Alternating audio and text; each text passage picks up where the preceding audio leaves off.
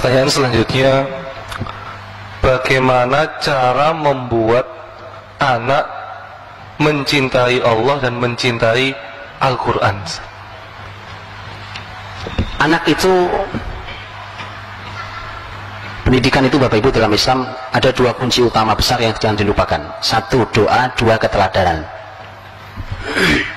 Ini sebelum bicara teori lain. Doa, keteladanan. Cinta itu di mana tempatnya? Di sini, di hati ini. Itu cinta. Sementara urusan hati ini, hati kita saja kita tidak menguasainya. Karena Rasul bersabda, "Inna qulubal ibadi baina asabi'ir rahman yuqallibuha kaifa yasha." Sesungguhnya hati hamba-hamba ini ada di antara jari-jari Allah yang Maha Rahman. Allah bolak-balikan, terserah Allah. Berarti murni di tangan Allah. Karena murni di tangan Allah, minta sama Allah kita. Ya Allah, jadikan generasi yang cinta Quranmu, cinta dengan Rasulmu. Begitu. Jadi tolong didoakan. Karena cinta itu di hati, dan hati itu kita nggak punya kuasa. Maka minta sama yang menguasai hati, yang membolak-balikan, terserah dia, itu Allah Subhanahu wa Ta'ala. Kemudian keteladanan, Pak, supaya anak cinta Quran, supaya anak cinta Allah, cinta Rasulnya, harus dibuktikan keteladanan itu. Bagaimana anak mau cinta Quran, bapak ibunya nggak pernah baca Quran? Anaknya lagi berusaha menghafal Quran, bapak ibunya nyantai banget. Anaknya apalagi berusaha maksimal, sudah menghafal juz 30, bapak ibunya santai banget. Kasih dia keteladanan, Pak, bahwa masalah cepatan anak-anak itu dijamin pasti. Ya kan, kita mulainya bareng. Ayo nak, kita lomba sekarang. Dijamin bapak ibu kalah. Karena anak kita luar biasa. Ya kan? Itu nggak lama, itu cuma beberapa bulan ke depan kita akan mengibarkan bendera putih, nyerah. Okay? Anak luar, tapi tidak, Pak. Usaha ayah ibu yang dilihat anak berjibaku itu cukup untuk memberi mereka keteladanan betapa sungguh-sungguhnya ayah ibu saya terhadap Quran.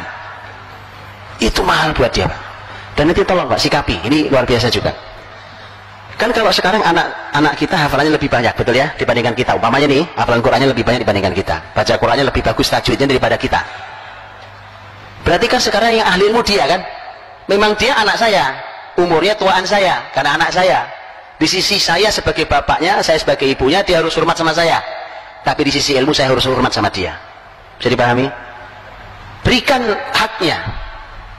Berikan haknya. Karena dia yang lebih tinggi ilmunya dibandingkan kita dalam hal ini.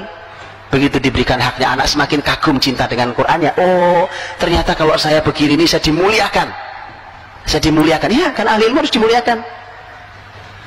Nah, itu. Jadi keteladanan tolong dijaga betul. Dia berikan contoh yang baik.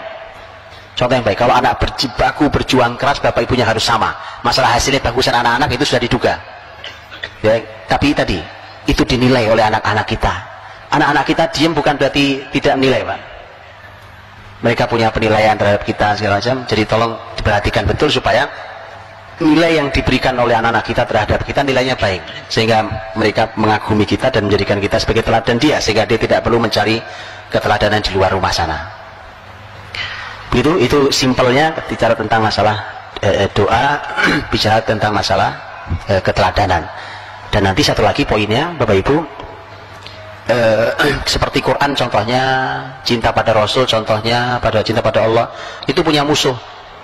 Nah, kalau musuhnya ya jangan dimasukin di rumah.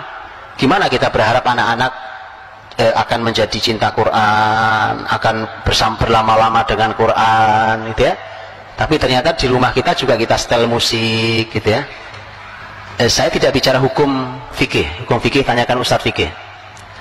Tapi inilah yang disampaikan oleh para ulama, bahwa musik itu memang tidak pernah sejalan dengan Quran. Imam Ibnu Qayyim dalam syair nuniyahnya beliau menyampaikan itu. Ya? Nah, untuk itulah maka harus kita bersihkan. Kalau kita mau cinta ya harus dibersihkan lah. Yang memang tidak sejalan dengan Quran ya harus dibersihkan. Sekarang umpamanya kita mau baca buku tentang Rasul kita, Sirah Nabawiyah kita baca. Sirah Nabawiyah kita baca. Baca buku itu Bapak Ibu perlu perjuangan, betul ya? Mata untuk melihat, memahami, kesabaran itu perlu perjuangan. Nah, tapi kalau kita nonton TV, dunia hiburan di TV umpamanya, itu nggak perlu perjuangan, itu sambil leyeh-leyeh aja, sambil nyender ya kan, ambil ngunyah kacang, makan apa itu.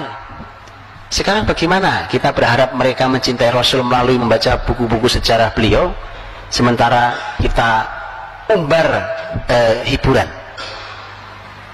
Kita umbar hiburan, karena hiburan dan ilmu tidak pernah sejalan. Tidak pernah sejalan. Kalau hiburan tinggi, maka ilmu jatuh.